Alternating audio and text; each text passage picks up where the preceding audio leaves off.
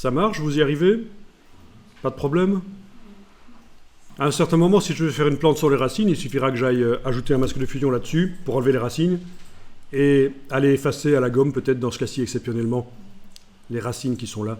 Enfin voilà, c'est un peu bizarre, mais c'est... Et par exemple, si là, par exemple, Oui, là tu trouves que les racines ressortent un peu trop.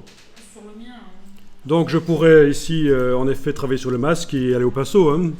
On peut ajouter, en plus de dégrader, on peut ajouter du pinceau dedans. Du pinceau flou. ah non, moi je parlais du... Voilà. Voilà, donc on peut aussi aller retravailler. Vous voyez, je suis allé dessiner en noir à bord flou. Un noir à bord flou, je suis allé dessiner pour rendre un peu transparent l'ombre à certains endroits dans le masque. Voilà, c'est pas interdit de faire un peu de retouche comme ça. Voilà, voilà. Enfin, voilà donc l'ombre qui a été posée.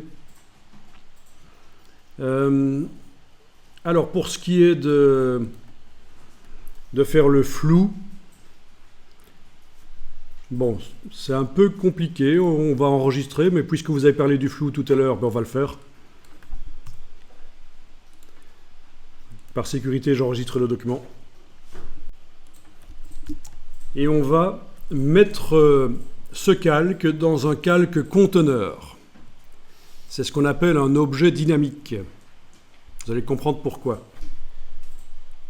Donc clic droit à droite du nom ici, et je demande convertir en objet dynamique.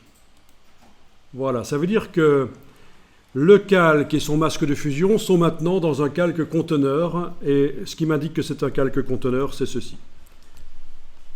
On reviendra dessus, bien sûr, hein. Donc vous en faites pas, on reviendra dessus.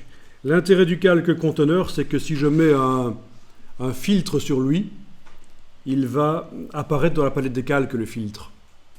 Donc filtre flou gaussien, essayez ça. Filtre flou gaussien. Voilà. Alors, si vous augmentez le flou, vous devriez voir que l'ombre devient floue. OK. Et là, vous voyez le flou gaussien. Bon, ben voilà, ça doit être comme ça, une ombre. Hein. Les parties éloignées de l'objet sont moins opaques et elles sont floues.